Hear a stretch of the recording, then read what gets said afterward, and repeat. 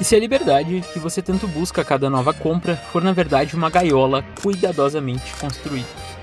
Nós vivemos em um mundo onde as dívidas eternas não são apenas normalizadas, mas são também comemoradas. E ela nos aprisiona em um ciclo que mal reconhecemos. Hoje, o ponto de ruptura te convida para desvendar a insidiosa ilusão da dívida, que vem silenciosamente ditando a sua vida. E antes de entrar nisso, deixa eu voltar um pouco. Há algum tempo, o Ponto de Ruptura publicou o primeiro vídeo do canal, sobre a chamada Corrida do Rato. Esse vídeo está aparecendo aí na tela agora, caso você queira conferir. E na época eu estava pensando muito naquela ideia clássica, de trabalhar, ganhar, gastar, e a sensação de estar sempre em movimento, e nunca sair do lugar. Só que, depois que o vídeo foi ao ar, uma coisa começou a me incomodar bastante. Quanto mais eu pensava sobre a Corrida do Rato, mais eu percebia que muita gente está de fato presa em dívidas. Para começar, vamos falar de matemática básica, ou melhor, de estelionato consentido.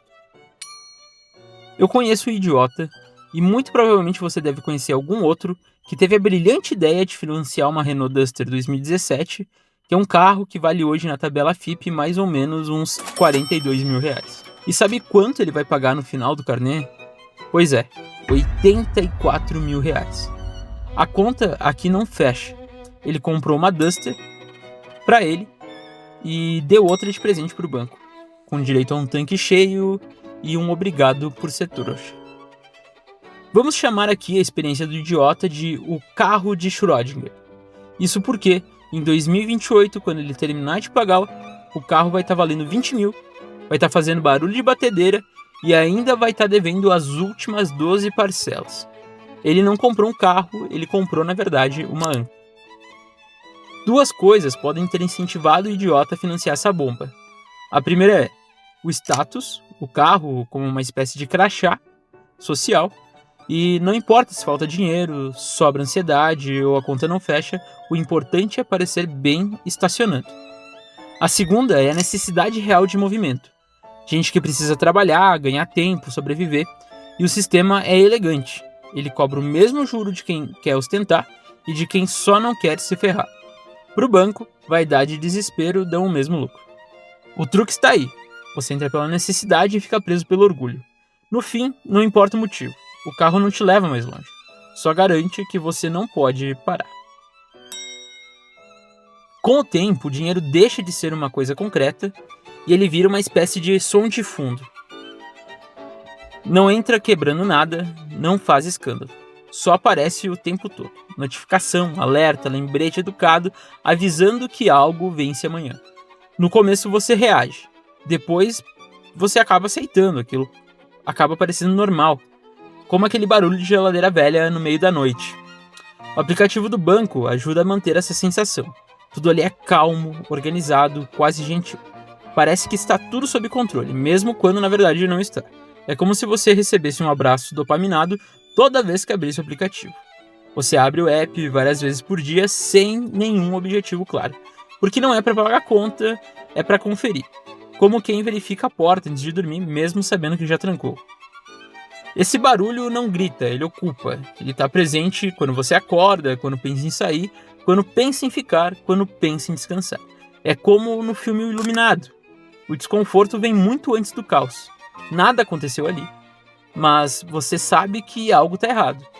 E é uma eterna sensação de suspense, como se o filme nunca acabasse ou como se a música nunca chegasse no refrão.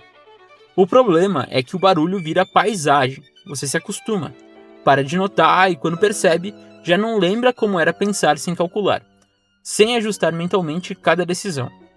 Como em Matrix, quando a estranheza não está no mundo em si, mas no momento em que você percebe que sempre viveu dentro dele. Talvez seja por isso que tanta gente confunde isso com vida adulta, porque parece sério, parece responsável e parece normal. Mas normal não deveria ser viver com a cabeça ocupada, por contas que ainda nem venceram. Isso não é maturidade, é desgaste contínuo. Depois que você percebe que o problema não é só o dinheiro, mas o barulho constante que ele faz na sua cabeça, surge uma pergunta inevitável, que é: e agora? Não no sentido heróico de vou mudar de vida, mas no sentido mais humilde possível. O que dá para fazer sem mentir para mim mesmo? A primeira coisa é parar de fingir que você não sabe. Porque sabe. Sabe mais ou menos quanto ganha, sabe mais ou menos o quanto gasta. E esse mais ou menos é exatamente onde a dívida se esconde. Então, o primeiro passo não é pagar nada, é analisar. Anotar tudo, absolutamente tudo. Não para se punir, mas para parar de se enganar. O cartão, o boleto, a assinatura esquecida, a parcela pequena que não faz diferença, faz. Faz sempre diferença. Dívida gosta de anonimato. Quando você coloca tudo no papel, ela perde parte do poder. Depois disso vem a parte menos glamurosa. Aceitar limites reais. Não o limite do banco, esse não é o teu limite. O seu limite é quando você consegue pagar sem voltar ao mesmo buraco no mês seguinte. Se a parcela cabe no orçamento, beleza, ótimo. Se só cabe porque você está apostando que vai dar um jeito, então na verdade não cabe. Isso não é prudência, é roleta. Outra coisa importante, parar de tratar todas as dívidas como iguais. Algumas só existem, outras crescem. As que crescem precisam ser enfrentadas primeiro, mesmo que isso doa no ego. Negociar, ligar, pedir desconto, parecer menos bem-sucedido por alguns minutos. É desconfortável, mas temporário.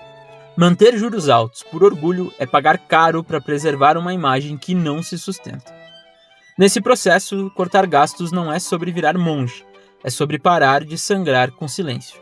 Assinatura acumulada, pequenos luxos automáticos, compras feitas por cansaço. Nada disso resolve a vida, só adia o problema. Cada corte não é uma derrota, é um pouco de ar entrando. E se for possível, aumentar a renda. Nem sempre dá, eu sei, mas quando dá, que seja com um propósito claro: fechar os buracos, não abrir novos padrões. Ganhar mais para gastar mais rápido só muda o tamanho da cela. Talvez o mais difícil seja isso: aceitar que sair das dívidas leva tempo, não semanas, meses e às vezes até anos. E tá tudo bem, o erro não é demorar.